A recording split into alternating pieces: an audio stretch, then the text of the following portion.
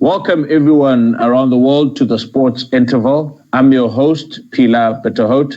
Today we have a special guest all the way from New Zealand. You've seen him on the breakdown. You've read a couple of his top-class articles about the All Blacks. He's followed the All Blacks for over 18 to 20 years. We are joined by Jim Kays all the way from New Zealand. Welcome, Jim. Thank you for having me. Great to be here. Thanks, mate. Obviously, I'm not by myself. I'm with Vuyo Zana, who's the Southern Kings coach. Vuyo, how are you doing? Oh, all good, brother. All good, nice and sunny in PE. All right, fantastic. Toby, I post gymming videos on social media. How are you doing, Toby? I'm doing great, man. I'm trying to stay healthy. Unlike you there down in Netherlands, you're probably eating everything. But all good this time. I actually just got back from a run. Welcome, gentlemen. Welcome to the show. Jim, obviously around the world, world sports has come to a halt. You guys in New Zealand have different levels in terms of the lockdown. I mean, take us through the different types of levels that you guys have over there. Well, at the moment, we're in level 4, which is the top one. It's pretty restricted. You're pretty much confined to your house. If you want to go for exercise, it has to be very close to where you live. There's no swimming. There's no surfing, no fishing. Can't go for a paddle on the water on my surf ski, those sorts of things. Yeah. You're not going to go mountain biking. Level 3, which is what they're talking about soon, that'll be a little bit looser, but not a lot looser. We're really not going to see sport return until level 2 at the very, very earliest, but probably not until level 1, which is when we're allowed to fly and move around a lot more freely. You speak of New Zealand having level 4 and level 3 lockdown. How strict is level 4 versus level 3, or how lenient is level 3 versus level 4? Yeah, well, we don't really know, because when we worked our way up to level 4, it was pretty fast, and you know, there's a lot of speculation about what level 3 could be. To give an indication, under level 4, they're asking people not to go swimming, not to go surfing, not to go fishing, not to take your boats out, not to go mountain bike riding, all of those sorts of things. So it's pretty strict. To go back to level 3, some of those things would be loosened, but really we're going to see any sport return till we're back at level 2, maybe level 1, and that's not really going to be till probably September, October. Oh, heavy stuff. Are you quite a surfer yourself? My daughters are pretty upset that they can't get out on the water. I surf like a hippo on an ironing board. I don't think the surfing community is missing out too much by me not being out there. Fair enough. And then now I want to move into Scott Robinson talking about an internal league in New Zealand where North Island versus South Island, in terms of you guys trying to make money out of that, or having your internal competitions where you have all your Super Rugby teams competing against each other, or going back to like a Mitre 10 Cup style of rugby. How possible is that happening? I think all of those things are possible. I think that they'd like to see the Super Rugby teams, the Blues, Highlanders, Crusaders, Chiefs, and Hurricanes play each other as soon as possible. I think the Mitre 10 Cup, which has kind of fallen away a little bit. I don't know whether the Curry Cup has in South Africa in terms of popularity and prestige, but certainly the Mitre 10 Cup has. And I think that will return to a lot of its former glory. The North-South games, they're a real throwback to 25, 30 years ago. Yeah. There used to be a little bit of, there's a bit of talk between the North and the South Islands. I don't know whether it's, the same between, say, altitude and what is it, the Vards and in South Africa. I felt, yeah. Yeah. So there's a little bit of, the Southerners, they call themselves the mainland. So, there's a little bit on it as well. Look, I think the New Zealand rugby are just looking for lots of ways to try to get going again. They need to provide content to Sky Sport, as we all know. Yeah. And they're just trying to be inventive and creative, and good on them for doing that, because these are crazy times, aren't they? Absolutely crazy. No, 100%. Last week, what's his name? Warren Gatland spoke about trying to have the All Blacks play the British and Irish Lions. We know you guys came out to a 1-1 draw last in 2017. I mean, that could also generate a bit of revenue for New Zealand rugby, actually, and world rugby. If that's a possible game that's a possible fixture to have next year. Yeah, and look, the All Blacks, a bit like the Springboks, when our two teams travel to the Northern Hemisphere, we fill the stadiums, don't we? Because they want to see our guys play, and we don't get any money out of that. I know South African rugby doesn't. 80,000 people turn up at Twickenham to watch England play South Africa or England play New Zealand, and we get from it. So, it's a clever way to add another game to that Lions tour. And, it would certainly be welcome money for New Zealand rugby. So who knows? Watch this space. I mean, maybe we'll put it up in a way. Also, I mean, does it settle the score from 2017's draw? Nah, not really, because it's different teams, So no, we'll leave that. That was a drawn series. We just have to move on. It's a bit like the world. Fair enough. I want to move back to the Super Rugby issue. I mean, you guys, we have heard Andrew Mertens, we've heard Phil Kearns and Rod Kafer talking week in, week out about the time zones difference between Super Rugby fixtures.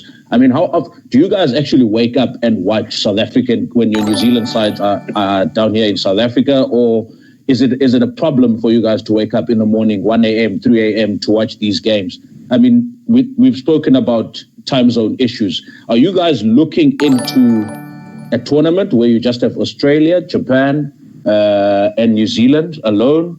Would that be a way to solve the issues surrounding Super Rugby? Look, that's always been talked about.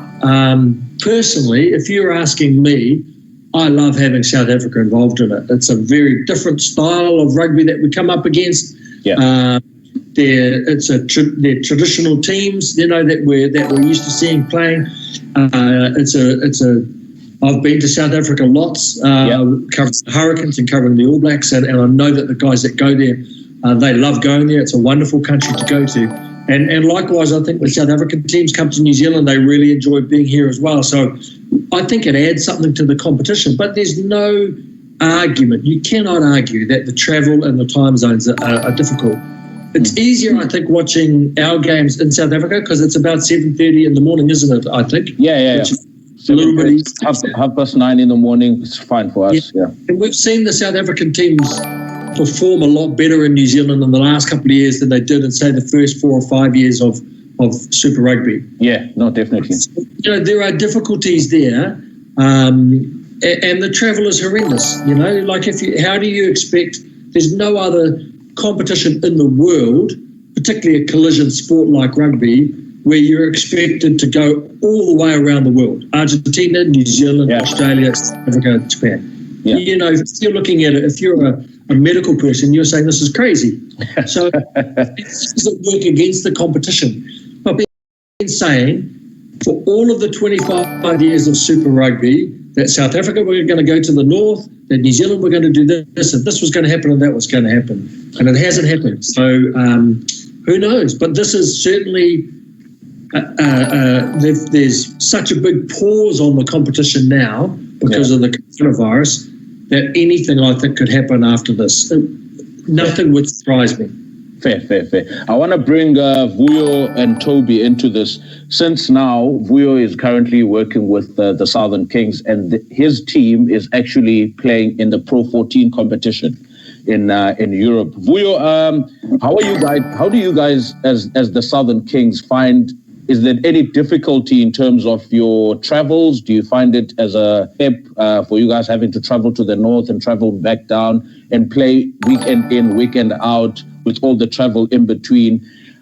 How has it affected your guys' game? How has it affected the team dynamics? How has it affected viewers or people coming to watch in the stadiums for the Southern Kings? Yeah, so I think Pilo, it's a little bit different. Obviously, traveling up north.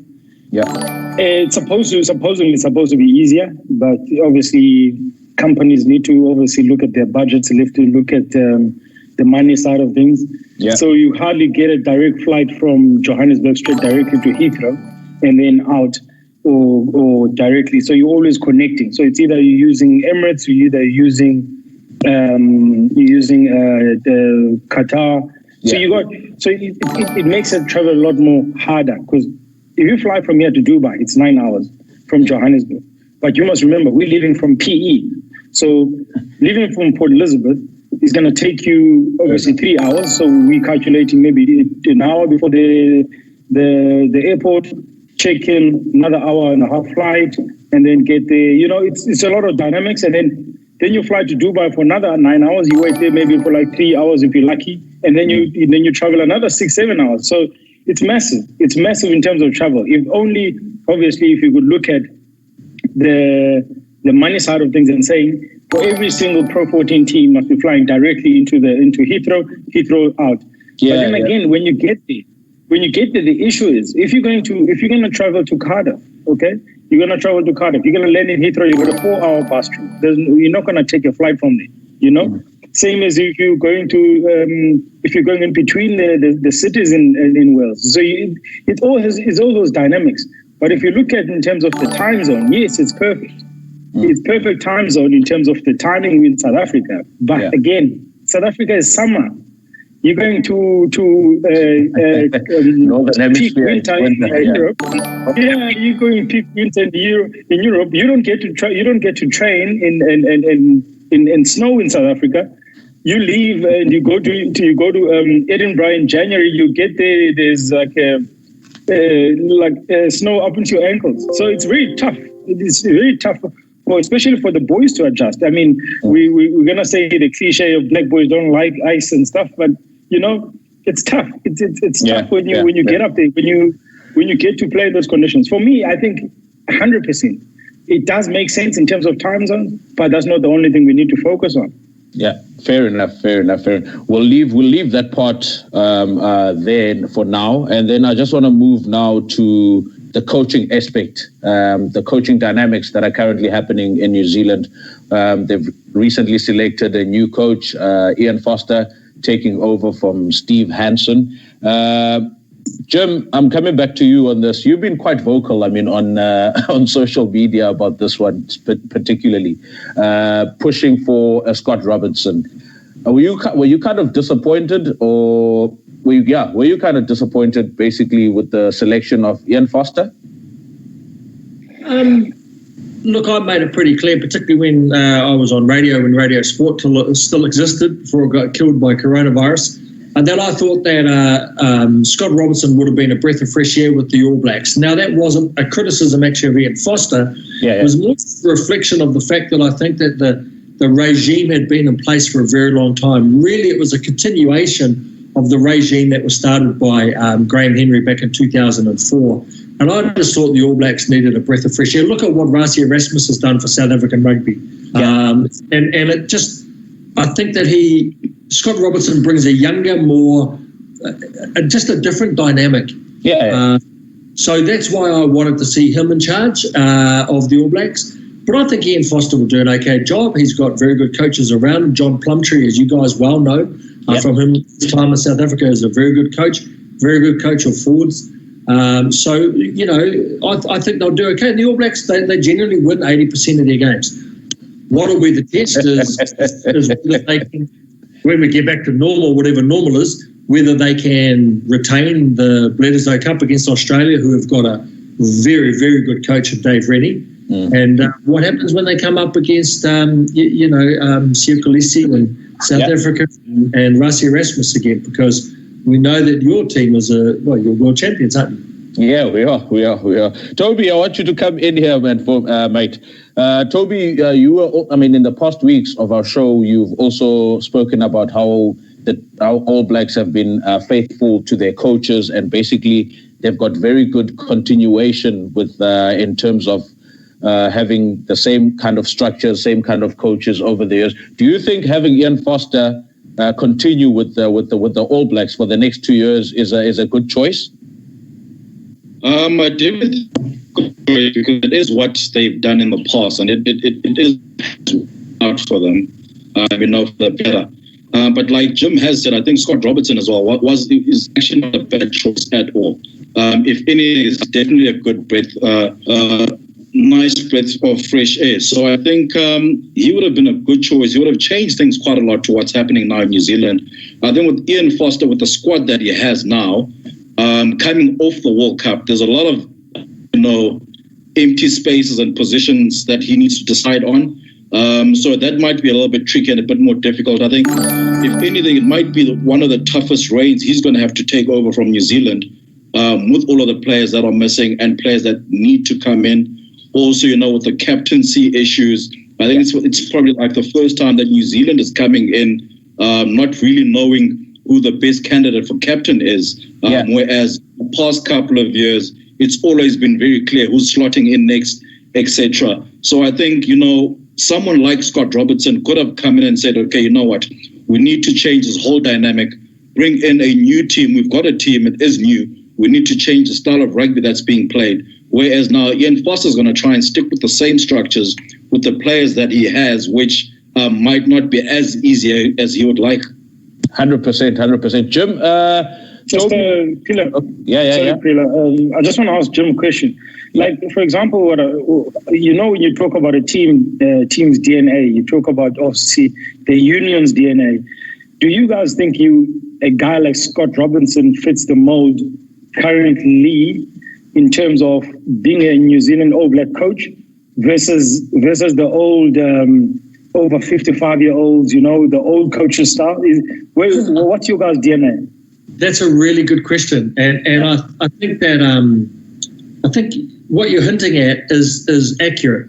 Scott Robertson would have revolutionised the All Blacks, and with that, it would have revolutionised the way that New Zealand rugby is seen. Can you tell me any other coach in the world for any sport who does a breakdance after they win a tournament? Exactly. So that's, I used to give him a lot of stick about it and say, mate, one day you'll be doing that after the All Blacks win a World Cup. And that's the sort of thing that I thought would have been great if they brought that in. It just would have been a really different outlook. It would have shaken up the way that the All Blacks are perceived and the way that they operate.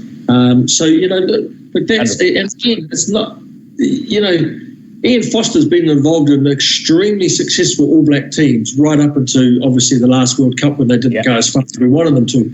So you've got to give him credit for that. But, if you're picking between two very good candidates, I just kind of thought that it would have been better with Scott Robertson. No, fair enough. Toby mentioned something about captaincy, Jim, which seems to be uncertain currently. Who's your next captain? Sam Kane. Yeah. Or maybe Sam Whitelock. Sam Whitelock. All I'm telling you is it will be Sam. We need to know which Sam between the two Sams. Which one? I don't know. Which one? Sam Kane, Sam Whitelock. I don't know.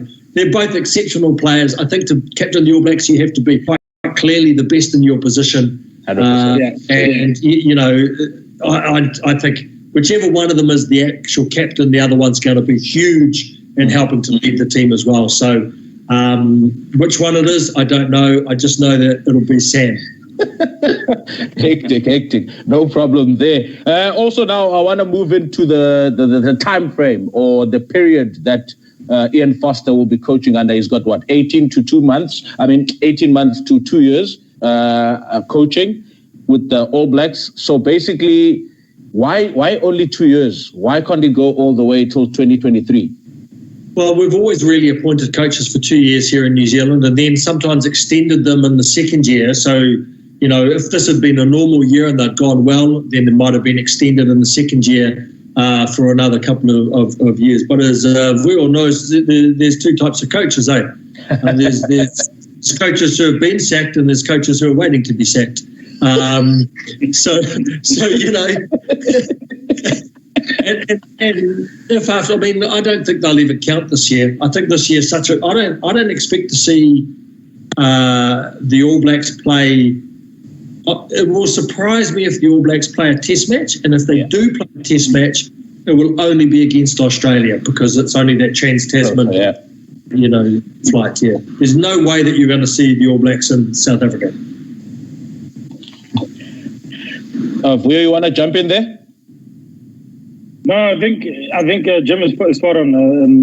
That's a tough one to say that the All Blacks will be playing against obviously Argentina and South Africa. But I think for me, I think it's I don't know if it would be the better choice to rather choose the championship over the Super Rugby. Yeah. Maybe starting, obviously depending on what happens, maybe starting the local regional tournaments first, like the ITM Cup or the Currie Cup, letting those Springboks play in those teams just to bring back the glory days, like you said, back again. Yeah. And then maybe maybe instead of going to Europe for the November test, you cancel those ones, and then you rather have a championship at the back end of the year. So I don't know. I think obviously Andy Marinos will obviously speak to his peers and then make sure that they come up with the best plan. Because again, rugby is losing money, and it might affect people's jobs, it might affect people's salaries. So they need to make something happen.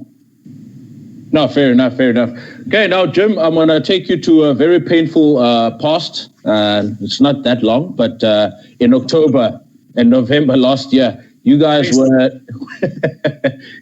knocked out of the World Cup, mate. Everyone expected the All Blacks to go back to back and win their third World Cup. Do you think New Zealand went into the World Cup and they got complacent, or they got big-headed, or they chose the wrong teams? What went wrong? Because you did well against Ireland in the quarterfinals, and then you guys looked like you didn't know what you were doing on the park against England. So before the World Cup, I remember interviewing Richie McCaw, and he said it's very hard to play 3 really big test matches in a row, which is what you need to do to win a World Cup. There's a couple of things that went against that the All Blacks got wrong. One is that they didn't play Sam Cane in the game against England. A couple of their guys had test matches that were not their best. I don't think I've seen Sam Whitelock and Kieran Reid have such average games as they did in that test match. In all of the hundreds of, they've played more than 200, probably 230, 240 test matches together combined. Yeah. And that would easily be their worst test match. So that didn't help them as well. But we've got to give credit to England. England were every bit as magnificent in the semi-final against New Zealand as South Africa were magnificent in the final against England. Yeah. And mate, we know that's what sport is. You come up against a Springbok team that's really motivated and going for it, and the All Blacks are going to lose, and vice versa when the All Blacks are on top of their game. Yeah. And as the guys know, it's 5% sometimes, eh? You only have to be a little bit out, and the All Blacks were a little bit very, very good.